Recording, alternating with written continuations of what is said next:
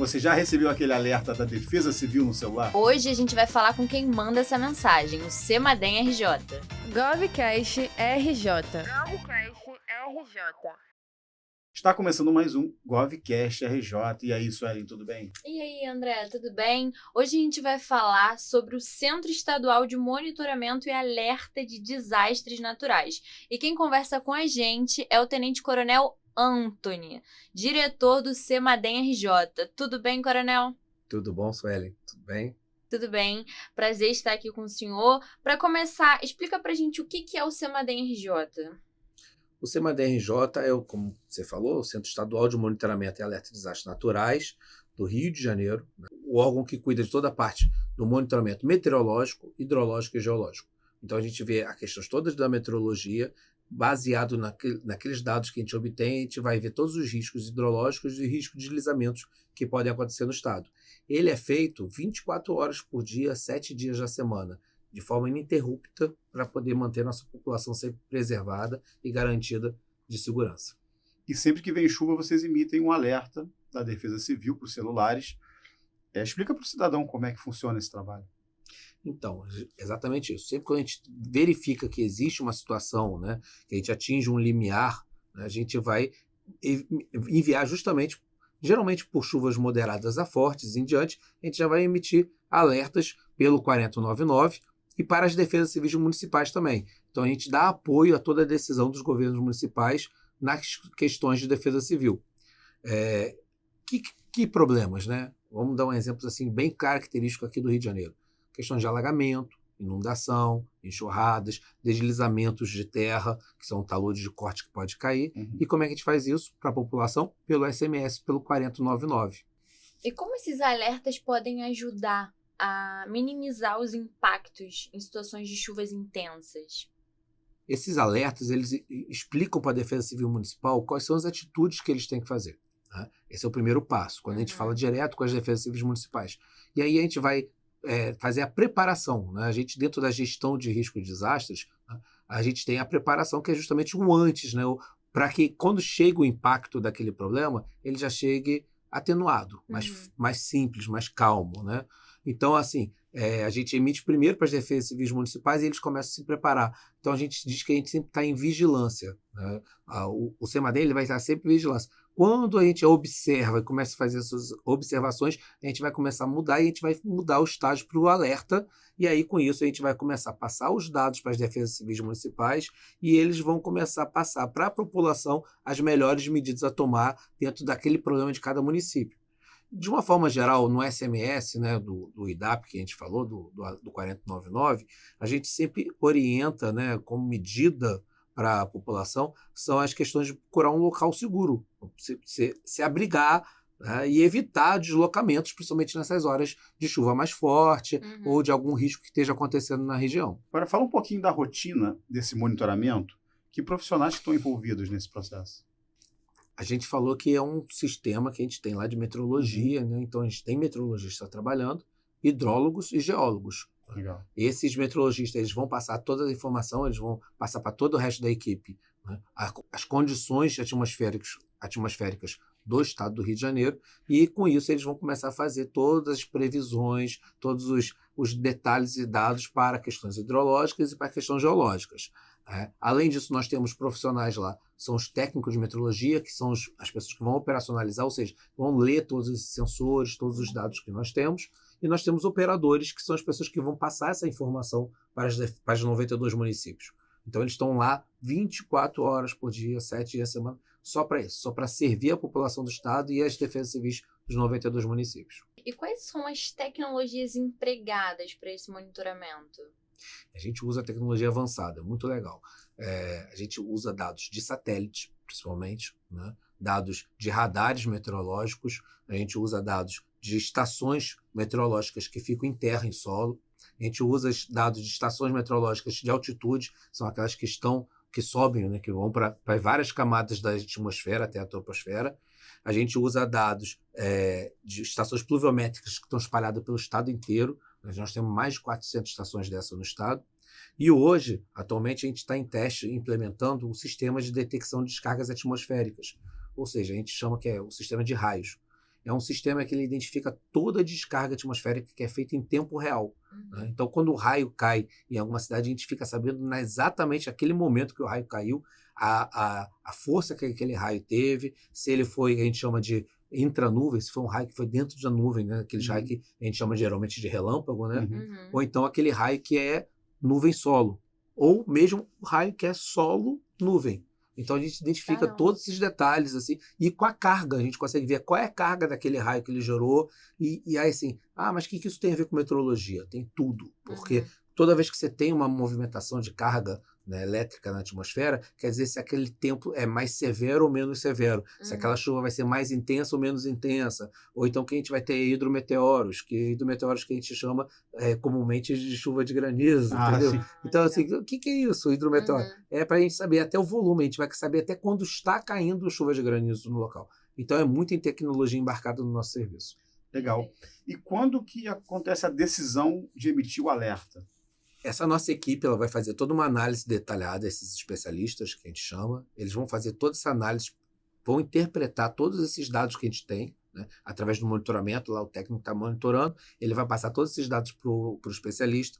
E, em cima disso, de gatilhos que nós temos já pré-definidos para as várias regiões do estado, a gente divide o estado em 11 regiões, porque são 11 regiões com características específicas cada uma. Né? O nosso estado é espetacular porque ele tem diferença, ele não é um estado simples, né? Ele tem a área de Baixada Litorânea, ele tem a área de serra, ele tem o Centro-Sul Fluminense, que é tipo um planaltozinho, você tem o Norte e Noroeste, que é um clima mais seco, você tem o Costa Verde, que é aquele clima de beira de oceano. Então, assim, o estado do Rio de Janeiro ele é fenomenal por conta disso, ele é plural, né? Então, você consegue ter vários detalhes. Então, cada área dessa tem um gatilho e tem um limiar.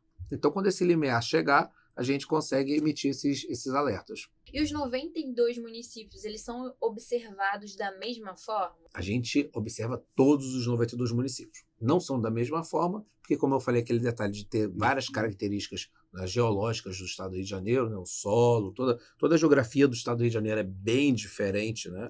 Então, a gente vai fazer um monitoramento, sim, para todos os 92, porém, cada um sempre se preocupando com a intensidade da observação naquela região, né? A vulnerabilidade para os desastres que aquela região tem, cada região tem sua vulnerabilidade específica. Por exemplo, né? Na Serrana, a gente vai ter mais problemas de deslizamento de terra, né? Enquanto que na Baixada Fluminense a gente vai ter um problema maior já de inundação e alagamento, né? Principalmente de alagamento por conta de ser uma área muito urbana, né? E a drenagem ali ser de baixada, então você vai ter umas características diferentes. Então a gente vai observar, sim, todas as áreas. Mas não de forma particularizada. Particularizada, né? Bem específica, né? Um trabalho bem específico.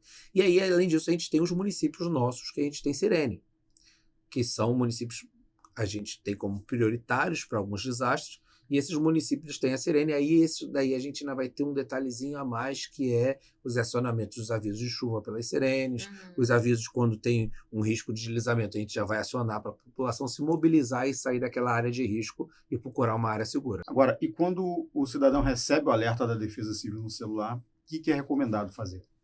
A primeira coisa que o cidadão tem que ver é verificar a gravidade daquela mensagem. O que está escrito nela, se é algo mais grave, com menos intensidade ou mais intensidade. Então, assim, geralmente também a gente identifica também se há algum risco de deslizamento, algum risco de inundação, de alagamento. Né? As mensagens elas são sempre pré-tipificadas para cada tipo de risco que é potencial para aquela região. Verificou isso? O essencial é sempre procurar um local seguro. Né? E o local seguro, você tem que pensar muito bem qual é esse local que você vai procurar, porque no caso de chuva intensa, você vai procurar um tipo de local. Se for um caso de inundação, você vai ter que procurar outro. Se for deslizamento, provavelmente você vai ter que sair do local que você está e procurar uma área plana, segura, que não tenha nenhum risco. Então, é sempre verificar aquilo que está na mensagem e depois procurar os órgãos da Defesa Civil que vão estar ofertando a melhor posição, o melhor local que ele vai procurar seguro para aquela situação. E se a pessoa estiver na rua e começar uma tempestade? Tem algum procedimento que é recomendado, mas que às vezes as pessoas esquecem? Sim. Como eu falei, é lugar seguro, né? Então, a primeira coisa que é crucial é evitar atravessar as ruas ou tentar enfrentar o alagamento. A força da água. A força da água. Primeira coisa. Né? porque a gente não sabe o que está por debaixo daquela água. Uhum. Então, pode ter um bueiro aberto, pode ter algum buraco, Uma fiação elétrica. pode ter uma estação. Exatamente. Pode ter algum fio elétrico já rompido, porque provavelmente, se inundou, veio de uma tempestade severa, já teve a queda de energia, já teve queda de galhos, de árvores. Uma outra coisa que a pessoa nunca pode esquecer em chuvas fortes, né, é evitar se abrigar debaixo de árvores ou de marquises. Né? É procurar locais fechados e seguros, protegidos. Né? Estruturas seguras. Né? Claro. E acompanhar as orientações de defesa civil. Agora, falando de áreas que têm maior risco de deslizamento, como que o cidadão pode acompanhar esses riscos? Nós, do CEMADEM-RJ, nós temos uma ferramenta que é disponível para a população, é disponível para todos. Né? É uma ferramenta que não é só para os municípios, mas é para toda a população, que é o nosso painel do CEMADEM-RJ. São mapas que a gente mostra justamente os mapas de risco, todos os riscos hidrológicos e os riscos de deslizamento, e também tem a severidade meteorológica, que é justamente a condição daquele momento. E isso vai gerar para a gente nossos níveis de monitoramento.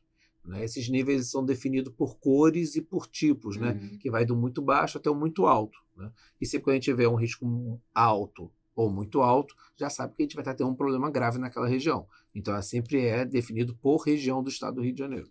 Beleza, o endereço do painel está na tela. Outra maneira legal de procurar o painel é através do Google. Digita lá no Google, painel CEMADEM-RJ, e você vai achar o link lá para ele. Explica pra gente um pouco mais sobre essas cores, a diferença de severidade, né, em cada uma delas. Fala um pouquinho mais pra gente sobre isso. Esses níveis de risco, eles apresentam a probabilidade ou a severidade daquele impacto que pode acontecer naquela área, né? Então, assim, de uma forma geral, a gente geralmente foca sempre dos riscos do moderado em diante. Porque o risco muito baixo, a gente sabe que vamos dizer assim, é o dia a dia, né? O baixo é porque já existe alguma condição, né? Provavelmente já tem um chuvisco, já tem uma chuva fraca naquela região, ou então o rio já está com um nível um pouco elevado por causa de uma cheia, por causa de um período que já veio de bastante chuva. Né? Então, a gente tem essa situação. Quando a gente já vai para o moderado, né, a gente já começa a emitir os alertas. Né?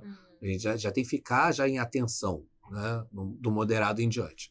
Então, do moderado em diante, a gente pode dizer que já vai ter alguns pontos de alagamentos bem pontuais, uma coisa bem pontual de cada cidade, de acordo com aquele sistema de drenagem urbana que a cidade tem.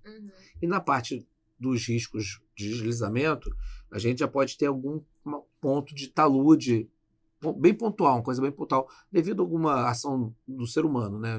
Um corte de talude, alguma obra, alguma coisa, que já pode ter algum tipo de problema de deslizamento, mas geralmente por ações artificiais, né? Ou seja, não é da natureza, né? É o ser humano que fez alguma coisa. Já o risco alto, não, ele já tem um grande potencial de dano. Quando a gente tem um risco alto, o vermelho, né, que a gente fala, você já tem um grande potencial. Que aí você já tem, provavelmente, já a elevação da cota do rio, ou seja, o rio já vai estar na calha ali já para ter o extravasamento, você já tem áreas inundadas, você já tem alagamentos um pouco mais generalizados, né? E você pode ter deslizamentos de talude de corte já ou naturais. Você já pode ter alguns deslizamentos pontuais naturais. E aí o pior de todos, que é o muito alto, que é o roxinho. Né? Quando você vê que está o roxinho, aí já é problema. A gente já tem um risco iminente, um perigo iminente. Então, com certeza, quando a gente chega lá no muito alto, a gente já vai ter um transbordamento daquele rio. O rio já transbordou. Né? Você já vai ter áreas inundadas, você já vai ter áreas severas de alagamento. E, além disso, você já vai ter, provavelmente, deslizamento de terra generalizado em algumas regiões que esteja com esse nível muito alto. E é justamente nesse nível muito alto que a gente tem que ter a maior preocupação e a gente tem os nossos alertas principais. Né? Lembrando que no moderado, que eu falei, lá no laranja, já vai começar a ter alerta. Né? Já vai começar a ter mensagem. Dali em diante, a gente vai só aumentando os nossos alertas. E no painel de monitoramento, você vai estar acompanhando isso em tempo real também. Então, antes de um deslizamento ou de algo muito mais grave, de fato, a Defesa Civil já está fazendo esse alerta para a população se prevenir, se cuidar. A gente chama isso de nowcasting, que é essa previsão antecipada. É bem diferente daquela previsão de tempo que o pessoal está acostumado, que é sempre com dias de antecedência, e etc. Né? Mas o nowcast não, ele é a previsão que a gente faz em tempo real. Né? Ele vai sempre ser atualizado de hora em hora, a gente vai estar fazendo, que é o grande diferencial do CMADEM-RJ, do órgão CMADEM-RJ, para os outros sistemas de meteorologia que a gente tem. Porque o sistema de meteorologia está preocupado sempre em fazer só aquela meteorologia futura. Né? Os órgãos de meteorologia de desastres, como o CMADEM-RJ, ele é preocupado com o que está acontecendo em tempo real. Então, a gente está fazendo aquele monitoramento ali em tempo real e informando os 92 municípios desse estado que está a sua região. E é importante lembrar também a população que esse serviço é gratuito, né? A pessoa Sim, só se cadastra via SMS. Isso. Você pode reforçar pra gente o telefone. Então, como é que é o 4099? Como é que você vai fazer isso? Né? A gente vai pegar o celular, vai botar lá na mensagenzinha de SMS, vai botar o número 4099, no corpo do texto você vai botar o CEP da sua região. Ah, posso cadastrar mais de uma localidade? Pode. Né? O que a gente sugere? Cadastre o seu CEP da sua casa, cadastre o CEP do seu trabalho, cadastre o CEP da sua mãe, porque geralmente você tem que tomar conta dela, avisar ela, porque se ela tiver esquecido, cadastre o CEP da escola do filho, porque se tiver algum problema. Então, assim, é um serviço gratuito, né? Você não vai gastar nada. Até para enviar esse 4099, ele é gratuito. Então, você pode enviar que não vai ter custos, né? E você vai receber ele sem custos também. Agora, e o sistema Defesa Civil Alerta? Pode explicar um pouquinho como é que funciona? Defesa Civil Alerta, vamos dizer assim, ele já é um upgrade, já é uma atualização do 4099. O Defesa Civil Alerta, você não precisa se cadastrar, né? Isso é o mais importante. E ele é aquele que vai aparecer na sua tela direto do celular. Ah, mas meu celular tá no VibraCall, tá para vibrar, tá com som sem som, né? O pessoal hoje em dia adora ficar com o celular sem som. Ele vai tocar? Vai. Independente do que está acontecendo, ele vai tocar. Então, o Defesa Civil Alerta, ele justamente vem para isso, né? Ele é um serviço internacional, isso é uma coisa muito importante a gente falar para a população e a população entender. Ele não é um serviço exclusivo do Brasil. Né? Se você entender como é que funciona o Defesa Civil Alerta aqui no Rio de Janeiro, você sabe que você, em qualquer local do mundo e do Brasil que esteja com serviço ativo, você vai receber ele. Né? Além disso, o que o Defesa Civil Alerta funciona? Ele sempre é para severidade muito alta, o roxinho. Você entrou no roxinho, vai ter severidade muito alta, ele vai ser acionado. Ele pode ser acionado tanto por uma chuva intensa, né? Uma chuva forte, contínua, ele pode ser acionado por uma inundação brusca, ele pode ser acionado por uma enxurrada, ele pode ser acionado por um deslizamento iminente, né? E aí ele vai ter uma categoria dentro dele. Ele pode ser ou um Defesa Civil Alerta severo ou um Defesa Civil Alerta extremo, tem diferenças, né? E, além disso, ele funciona com todos os celulares de 2020 para cá e que tenham rede 4G e 5G. Se o seu celular estiver conectado numa rede 4G e 5G, ele vai tocar. Ah, eu estou conectado só no Wi-Fi, ele vai tocar? Não. Porque você tem que estar conectado, isso é importantíssimo falar. Tem que estar fora do modo avião. Ele tem que estar fora do modo avião. Né? Ah, ele está desligado, ele vai tocar? Não vai tocar porque ele está desligado. Né? Isso, mas assim, gera dúvida. Não, mas no Wi-Fi também não. Não, no Wi-Fi não, porque quem emite a informação é a torre de telefonia, pela rede, por isso que esse é o broadcast, é pela rede broadcast da telefonia. Então, como é que ele toca? Ele toca em qualquer lugar? Ele toca o município inteiro? Não. A gente define um polígono, ou seja, a gente define a área daquele risco. A gente, no sistema, a gente entra lá, define esse polígono, define essa área, desenha essa área, e quando a gente aciona, ele aciona com todas as antenas de telefonia que estejam dentro daquela área do polígono. Então, a pessoa que estiver ali naquela área, ela vai receber. Por isso que é sem cadastro. Se eu estiver no meu trabalho, eu vou receber? Vai, porque você não precisa, independente do CEP, entendeu? E outra coisa que é um detalhe assim, bem legal eu sou um turista, estou vindo para cá, para o Rio de Janeiro, né? Para o estado do Rio. Né? Eu vou receber? Vai, porque é independente de onde é o número, o DDD, se é internacional. É por geolocalização. Né? A gente pode mandar para o município inteiro, né? E aí vai ser todas aquelas antenas que estão dentro da área do município, ou por região, que é geralmente o que a gente faz. A gente marca a área, a gente delimita a área que a gente quer e emite. Por exemplo, enxurrada. Né? Não tem necessidade de eu mandar para um rio, mandar para a cidade inteira, só para aquela área do rio quem recebe, né? Sim. É basicamente assim que a gente faz. E o senhor citou aí a diferença entre o severo e o extremo. Qual seria essa diferença? A diferença é bem sutil. Uhum. Todos os dois eles vão estar no risco muito alto, ou seja, um risco severo, né? Brabo, né? Uhum. Você vai ter um problema sério. Só que o toque severo é aquele que é esperado. A gente espera que aquele problema aconteça, né? Uhum. A gente tem a noção de que aquele problema vai acontecer, a gente já identificou, a gente já fez a previsão daquele problema. Então a gente sabe que ele vai acontecer.